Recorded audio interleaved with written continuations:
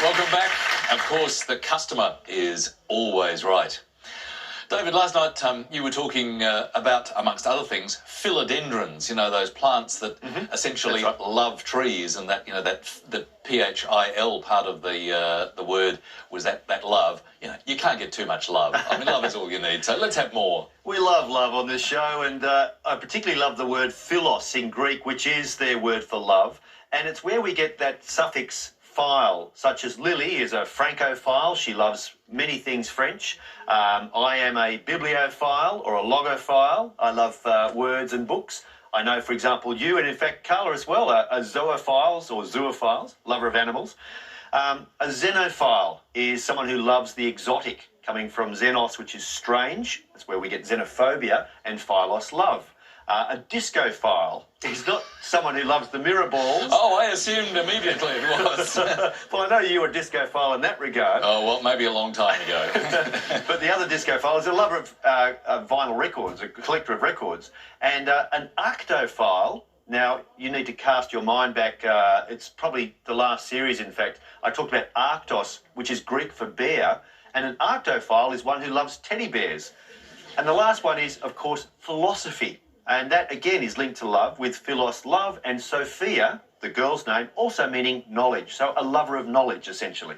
They are lovely words, and I guess, you know, you can, in fact, it's quite fun to try and invent words where you can be a something-ophile. Exactly it is. So, very nice word indeed. Thank you, David. Thanks for sharing the love.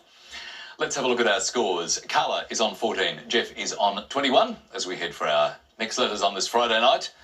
Jeff, you to choose. Start with another consonant, please, Lily. Thanks, Jeff. L.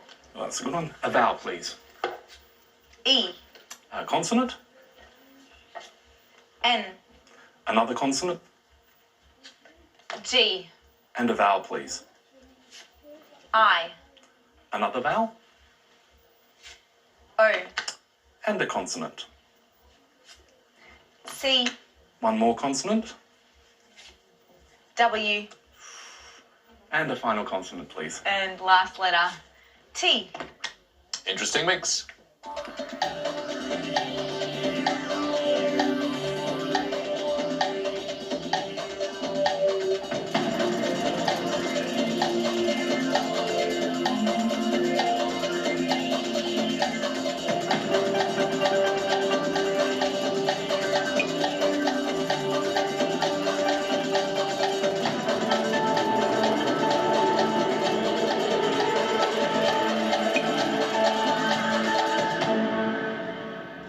Well, what did you make of that little bit of a tangle of consonants there, Jeff? Yes, I've got several sevens I'm tossing up between, but I'll choose one of them. 7? Yep. Okay, for you, Carla? Also a 7. Let's hear yours then. Welting. And yours, Jeff? Toe line. Toe line. Could you spell it? Towline. David, what do you think? Well, I can approve welting. That is to create ridges on the back, usually through whipping. Toe line. Let's see if toe line turns and whips you, Jeff. Tow line, well done. A cable or hawser used by a tugboat, a great 7. Another risky 7, possibly the one Jeff had listed, is cowling, C-O-W-L-I-N-G, which is providing with a hood, usually on a monk's garment. Nice find. But both Carla and Jeff, well done, 7 each. Let's keep the letters coming. Carla. Okay. Could I please start with a consonant, Lily? R. Followed by a vowel. E. And another vowel.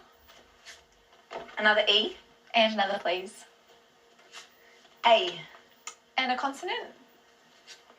L. Another consonant, please. S. One more. N. And now can I have a vowel? U. And finish with a consonant, please. And last letter, M. Time to think.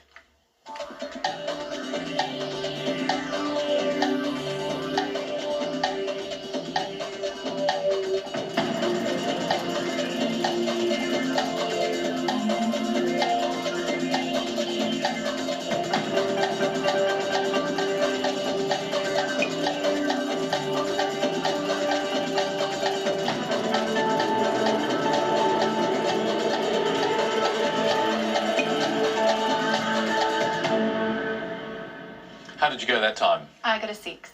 And Jeff, what about you? 7 yet again. Okay, hold that for a moment. The 6, please. Mina. And your 7? Slammer. Slammer. Happy with that, David? Ooh, could you spell that, please, Jeff? SLR. I've heard that in as an M. Yes, that's true. It is actually really wise to look at the screen because sometimes you can miss here an N for an M. No can do with that can. Taking us back to Mina, a good 6. Now, this is a mix after Lily's heart. Talk about philos. In that mix is numerals for 8 and the only word that contains Serna, which is username, here listed as another 8 and 1 word. Well found, David. Very nice indeed. Great stuff. But Carla scored 6 points. Well, we saw some wonderfully complex maths working in our last numbers game. Jeff, this time, what would you like? I think I'll try 4 large and 2 small. Oh, 4 large and 2 small. Thanks, Jeff. We haven't had this one for a while. That's a heavyweight. It is a heavyweight. Our numbers, 3 and 7, and our 4 large, of course, are 25, 75, 150. And the target to reach is 425. Let's see if we can get there.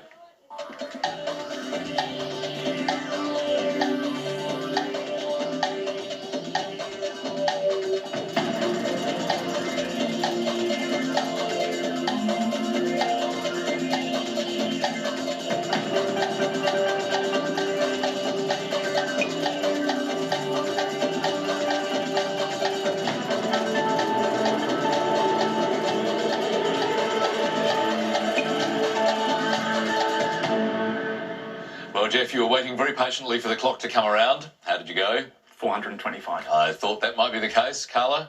I realise I've made a mistake, so I didn't reach the target. Oh, bad luck. Okay. Well, Jeff, you very obviously did, so take us there. Well, it's a classic of the 75 times tables. 7 times 75 is 525. 7 by 75 is 525. I thought you were going to say 425 for a second. And subtract 100. And subtract 100. Well done. Is 425. Well done, Jeff. Very nice, right on the target. And, well, of course, I knew my 75 times table, Lily. Yes, from last night when I didn't. All of a sudden now I do, so I would have picked that, of course. Yeah. It was a good method, wasn't it?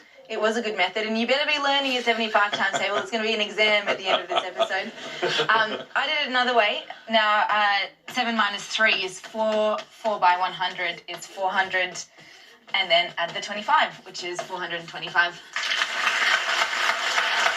Nice variation on the theme. Well done, Lily. Good stuff from Jeff, though. 10 points, so Carla's on 27. Jeff is on 38.